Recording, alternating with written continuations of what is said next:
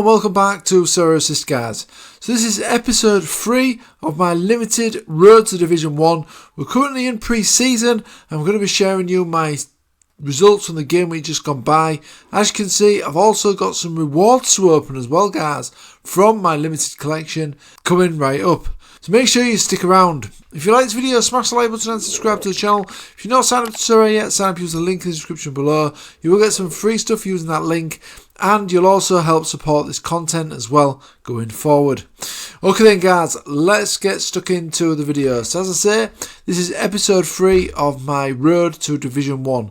Now when I say Division 1, I am of course talking about the new Sorare tournament structure that's upcoming on March the 29th. It's not started yet, but obviously we're going to be moving to a new format on Sorare. Now, unless you've been sleeping under a rock, you should be aware that these are the new tiered competitions that are coming on the 29th of March 2024 on Sorare Football. There's going to be the Champions Division, the Challengers Division and the Contenders Division. As you can see, there's different leagues split into these different tiers. There's also the Classic season in each of these game modes as well, which is basically using cards from any season from these depicted leagues here. And the in-season competition is going to be the current season cards of players from these leagues. Now, in the limited challenge that I've got up and running, I've got an £800 budget, and I'm going to be concentrating my teams in the Contender and Challenger divisions. Now, I've mainly bought players from the South American leagues and the Asia leagues, because obviously those are the leagues that are just starting and they're going to be available over the summer as well. So I've not bought any European players so far, barring one player, which was a defender for Besiktas. But apart from that, every single of my purchases have been in the Asia and South American leagues. Now, there was a previous video where I did share all of my signings, my squad for this challenge. So do go ahead and check that out if you've not seen that already. But as I say, I'm going to be concentrating on the challenges where I've got players from the Brazilian League and the American MLS. And in the Contenders, I've bought players from the K-League, the J-League, Argentinian League, the Ecuadorian League, the Peruvian League, and the Chinese and Mexican divisions. So I've got plenty of players to choose from, and as I say, I will be entering the classic competitions in these tiers. And my plan is to then sell the in-season cards that I win and bank that Ethereum, especially with the bull market coming up that I'm recording in the crypto space, of course. So as you can see, guys, it's been a pretty good pre-season so far. I have got some rewards to pick up as well. I'll be opening them live shortly on this video. But let's first have a look at how I won these rewards and the teams from the game week just gone by.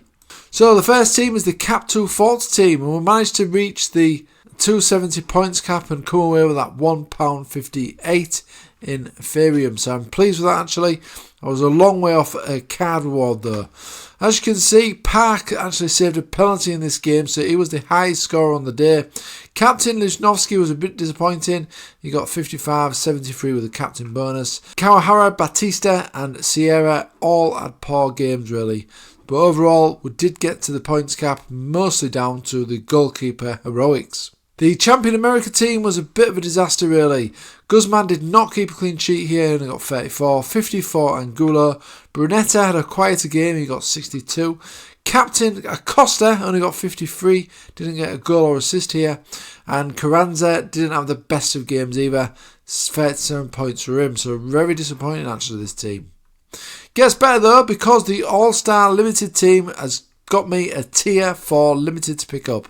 As you can see, a clean sheet from Gillespie, got 78 points. Clearance off the line from Valaquez, 82 points for him. Captain Gill scored, he got 100 points with a captain bonus. Moreno was a bit of a letdown here, unfortunately, only on 59, no goal or assist for him, but good score considering he didn't score or assist. And similar story for Idrissi really, he only got 51 points, but still we've got that tier 4 limited. It's only 11 points away from a tier 3, guys, and if we have a look, tier 2 was 35 points away, so this could have been a really decent reward here, guys, if these two got on the score sheet or got an assist or something. Overall, though, still a card, and we'll be opening that shortly at Tier 4.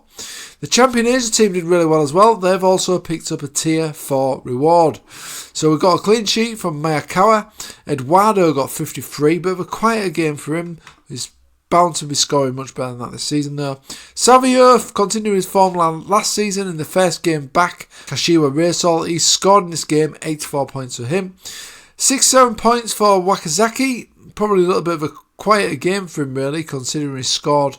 He only got 67. Still a good score, though, from him, really. And captain was Sako. He chipped in with an assist, and he got 73.8 with captain bonuses. So he probably could have done a little bit better there as well. So overall, though, some alright performances all around, really. Not really reaching the heights of some peak scores, apart from Savio and Murikawa. Apart from that, though, pretty decent result there. Tier 4, and this one was only 11 points away from a Tier 3, 35 from a Tier 2. So really good start this, guys, to the Japan League kicking off again. So with that being said, guys, let's go ahead and open these rewards then. So I'm going to go ahead here and click on claim rewards. We've got the club shop points here, so add them to the kitty. I've actually spent some on the sale that they had on Sorare recently on the level boost, so the boost of your card where you can level them up. So I've used them finally.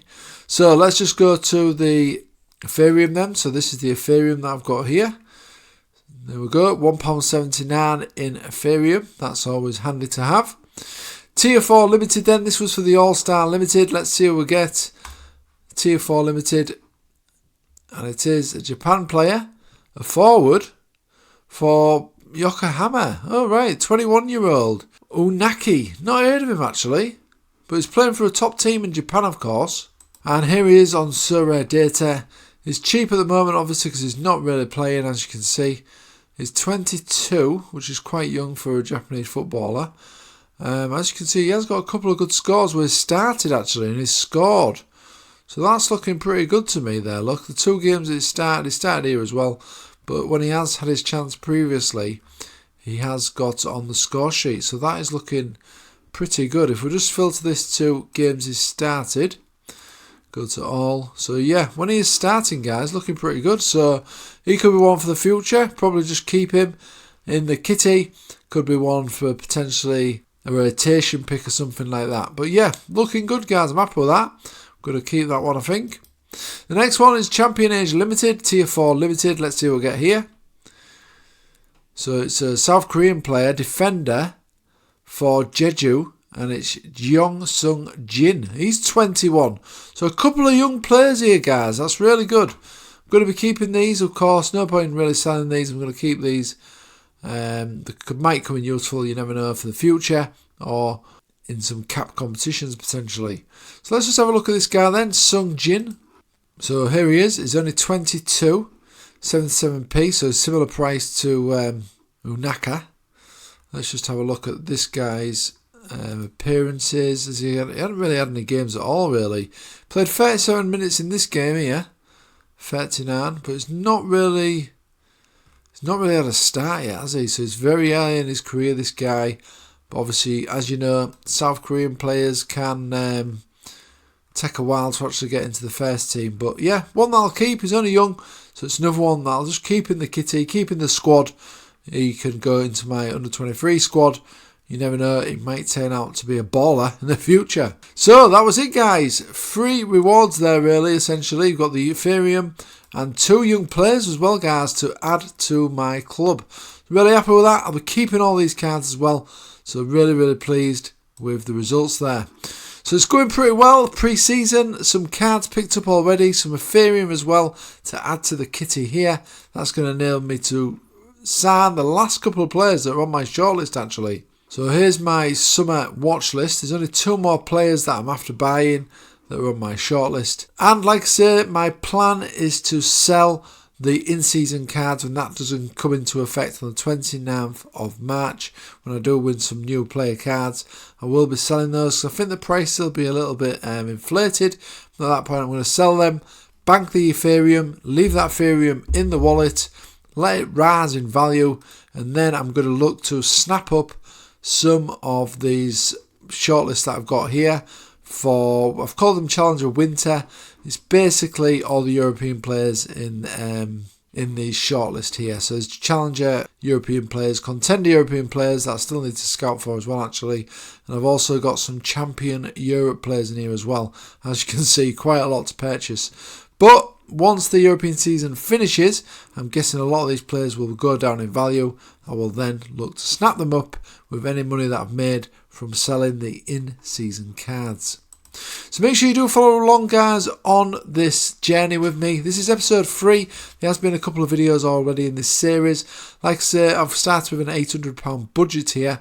Quite a lot, I know, but I won't be putting any more money in. I'm going to see how I get on. Try and just sell my rewards when it gets to the new tournament structure on the 29th of March. In the meantime, I'm going to be keeping any rewards that I win from now till then. And then I'm going to try and recoup some of that money back by selling the in-season cards. So guys, thanks for watching as always. Smash the like button and subscribe to the channel. Of course, if you want to sign up to Sorare, you sign up using the link in the description below. You will get some free stuff using that link. And it, of course, helps support this content. Okay then, thanks for watching. And I'll see you again on the next one.